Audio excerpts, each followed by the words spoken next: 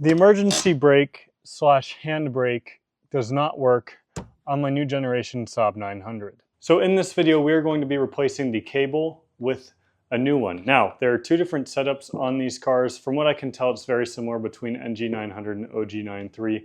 Mine being a later year NG997, it has a 2 handbrake cable setup, meaning there is a handbrake cable going to each of the rear calipers. The earlier years had a single cable that just went to one of the calipers. So without further ado, let's get the car up in the air and remove the rear wheels, and we can get started. I apologize for the audio in this video. I've recently gotten an iPhone 16 Pro, and it has an audio setting that essentially makes it sound echoey for some reason. So I've changed that. Future videos will be better. I typically use my DJI mic anyways, but please bear with me for the next few minutes. Sorry about the audio. We're now on the driver's side of the car. If you look up in here, you can see our cable. So the part with the boot on it goes up into the car where the actual handle is. And then there is our cable, which we need to disconnect. So in order to access that piece, there's a couple things we need to do. First off, there's 2 nuts right here. If we loosen those 2, we'll have access to pull that heat shield down a bit and get a wrench up in there. And then if you follow the exhaust back, you'll see there's this rear heat shield right here. And there are 3 nuts that hold that on. And actually it looks like one of mine has unfortunately failed, so we'll have to deal with that. But that's definitely going to cause some rattling, so we'll need to fix that. But we need to do those steps first, and then we can start with disconnecting this.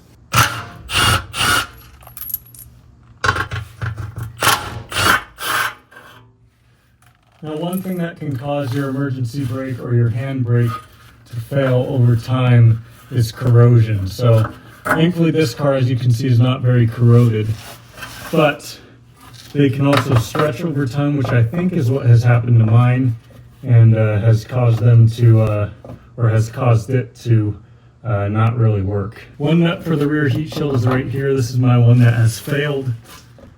There's a second one right here, and then there's a third one up here way at the back, which I can see on mine has unfortunately also rusted through, but is held in with some self-tappers.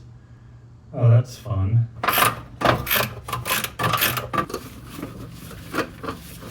I don't know if there's a way to really pull this heat shield out just because of how big it is and how many bends it has without fully removing the exhaust. And I did notice WIS just says remove the nuts. It doesn't say remove the heat shield. So I think I might have assumed there. I think we might be good without fully removing this heat shield, but we're just going to leave it there from now. We might have to work around it. That leads us to removing the end of the cable here.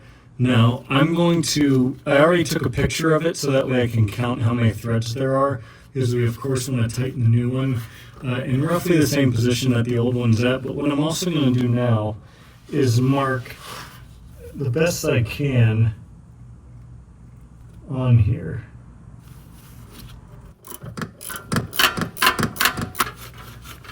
Thankfully these threads are pretty clean, and that's mainly because in a recent video where I redid the rear brakes, if you might remember, I also tried to fix this issue. You can check out that video in the top corner if you want to see how I did the rear brakes and also plug the brake system on this car. Alright, now that is done. Since I'm here, you can see where the cable attaches. There's these little sleeves here. And actually, it might be hard to see on camera, but this has detached from the body. You see that? So I need to still get that out, but once I get that out, I'm going to see if I can maybe hammer that back flat and maybe stick a self-tapper in there with some sealant, because that is not good. Yeah, that is seized in there pretty good. I am going to hit that with some PD Blaster and we'll come back to it. We're now looking towards the front of the car, and you can see there's one of our cables. This is the driver's side cable. Just runs right up over here to the wheel. And there is our passenger cable. You can see running down over there. So in order to get this driver cable off, one of the things that holds it in is actually this nifty little bracket on the tank strap for the gas tank. So I'm going to loosen that bolt right there to loosen the tank strap a bit and allow me to get that out.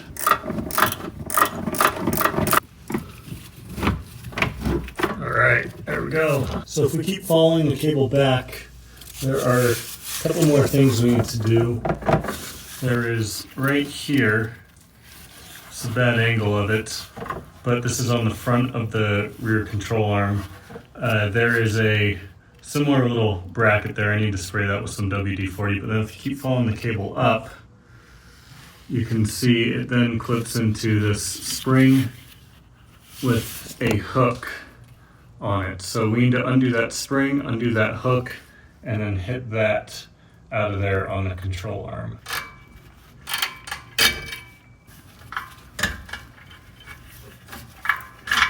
So this one I'm actually able to get really good leverage on because it's put in a good spot. Shout out to Saab for that. You can see, yeah, I hit it loose with a hammer, of course, but it actually came out pretty smoothly. So awesome. Now I can feed that the whole way through and out. All right, well, it took a lot of hammering. I was able to kind of get on the inside, working towards the back of the car. I was able to get on the inside of that and kind of, I guess, stick the flathead right on the end of that and smack it. One thing to note, the bottom is the driver's side and the top is your passenger side. But that is all out. Technically our driver's side is now 100% free, so that's great. Now let's get working on our passenger side. Just to orient where I'm at right now, there's the rear exhaust on the driver's side. And there's, of course, the rear driver's side hub. And then here's the exhaust. And just to the right of the exhaust, there you can see our passenger side cable. And it follows all the way across and over back towards the hub, similar manner as the other one. So the next thing I can see that we need to undo, there's this little cable we need to just kind of pop out. So I think with the flathead I can get in there and just kind of loosen that and pop that out. It'll just pop straight up, it looks like.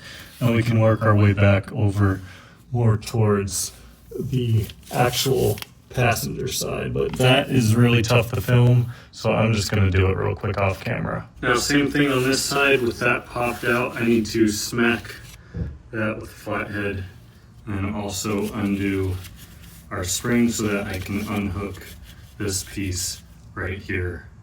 And I also, of course, a little detail I forgot to mention, but pretty self-explanatory, unclip it from this bracket too. Things are definitely easier the second time around because I'm gonna be honest, that took me a grand total of maybe 45 seconds to do all that. But now we should be able to feed all this out. You just want to be very cognizant of how you're routing this on the way out because you're going to want to make sure, of course, that you're routing it the same way when you put the new one in. But let's get this pulled out.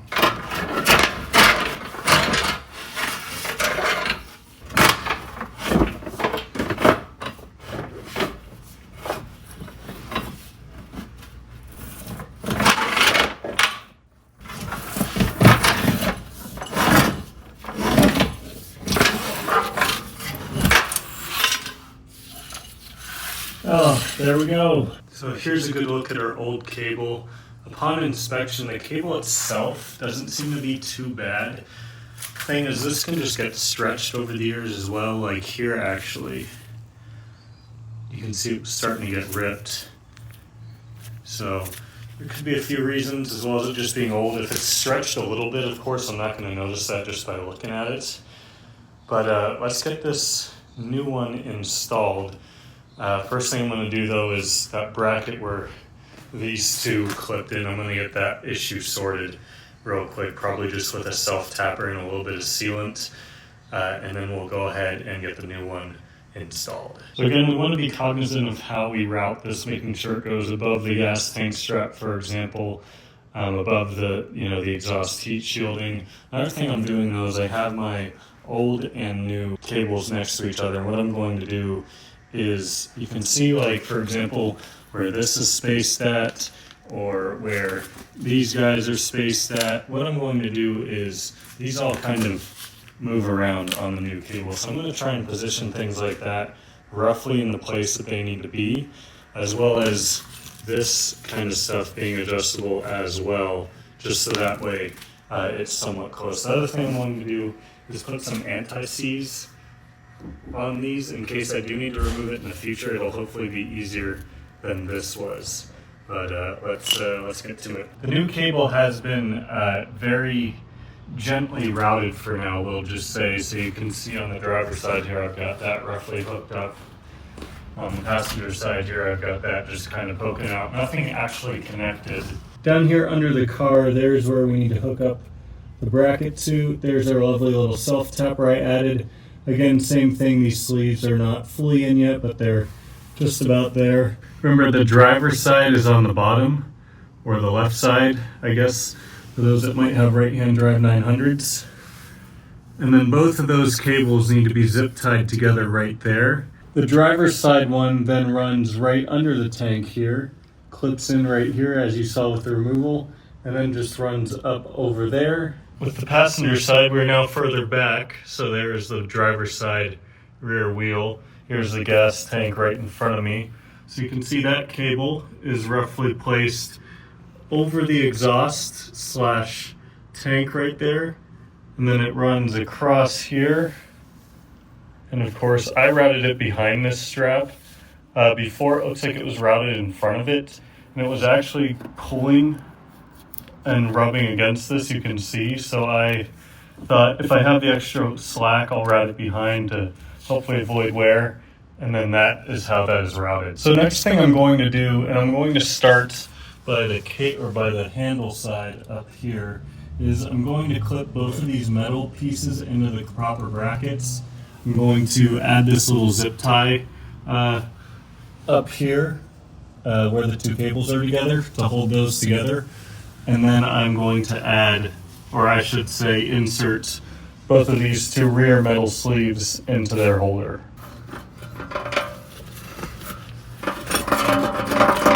Just a reminder, I put a little bit of anti-seize in these. WIS doesn't say anything about doing that, but I figured it was a good idea. We'll tighten this nut later, but for now I'm just going to put it on there. So what I'm doing now is I'm going to zip tie the lower one, which again is the driver's side, up to the upper zip tie.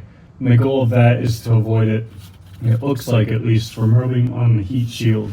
This is exactly what WIS says to do, so we're just going to do it. Now I'll clip this guy in. Now that these are all clipped in, you can see you can kind of move the cable around within the sleeve. Now what I'll do is hook this around the little hook for the shoes, just like that, and then we need to reattach this spring here. There we go. That was way easier. I'll do the same thing on the other side. Just realized there are two other pieces I forgot about very importantly. First is this little dust boot. Make sure that that gets onto there and clipped in. And secondly, this little bracket for the cable. Make sure that clips in there as it's supposed to. So I'll do that here with the second hand, but you get the point. So while the camera was cooling down from overheating, I went ahead and tightened down the tank strap and then also got that put in. So now we are good to move back up here and actually tighten down the nut on the little bracket up front. I've gotten that all tightened up. Now before I do both the heat shields, I want to make sure that this is all functioning as it should. So I have the handle down the whole way right now, and so of course now these should both spin freely. Now this one, in theory, when it's loose, or both of them of course, in theory when it's loose, should spin 1 to 2 full rotations before stopping. So this one actually looks like you can kind of see where we got a big rainstorm, where the mark is from the brake pad. I haven't driven it since the rainstorm. Just with a little bit of a push, I can get about 1.5. So I think this one is pretty good. Now the other one, on the other hand, needs a good bit of work. So I show it in my other video how to adjust the shoes on the inside here, but you essentially need to line up this access hole, and deep in here there is a little gear that you can either flick up or down to adjust the shoes to loosen or tighten them around the hub. You can see this one is much looser. But essentially what we want in the end, and I'm going to do this adjustment for quite a while, but we want this to be on the 6th notch of the handbrake. We want both rear wheels to be fully locked.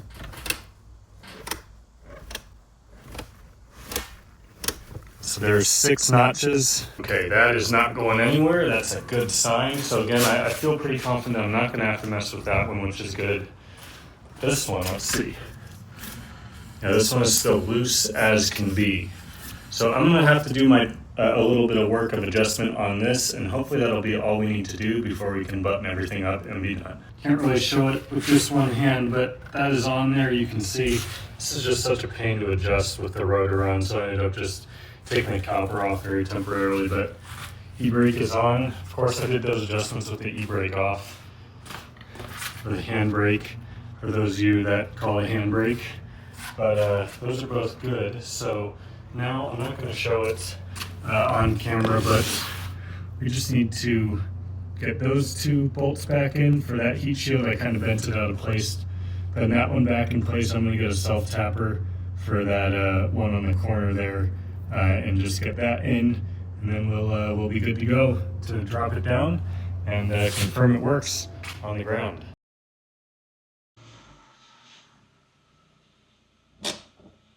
Well, this project has been quite the pain.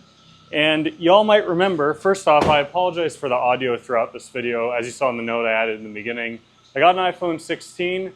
You'd think when you get a phone and you shoot audio it would just work, but apparently not. I had to adjust some settings on it, so it'll be good moving forward. I usually use this microphone anyways. Let me shut the car off, because the last couple weeks since you saw the last clip has been quite an ordeal. But as you can see now, the handbrake works. Essentially what happened was, you all probably remember the self-tapping screws that I drilled in. So I ended up drilling in 3 of those. Unfortunately, as soon as I got the car back on the ground, pulled the e-brake, I realized it's not really working still. And I could still, with the e-brake on, the car in neutral, or the handbrake on, I could still push the car, you know, when it was on a flat surface, which of course means if it's on a hill, it's not going to do its job at all.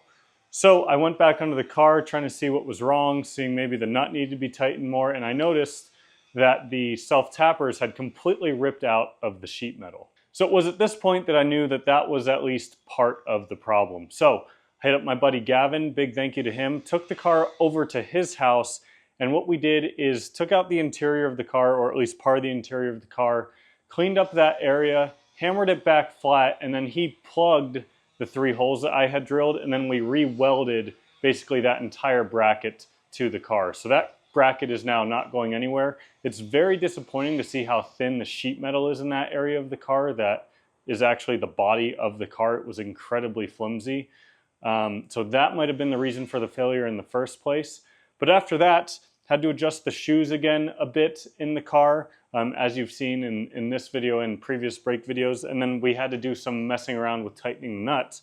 But now, everything works. So that welding process was an unexpected step in this job, and something that obviously you will hopefully not have to do. I'm shutting the garage door because my neighbor's weed whacker is going and it's incredibly loud and distracting.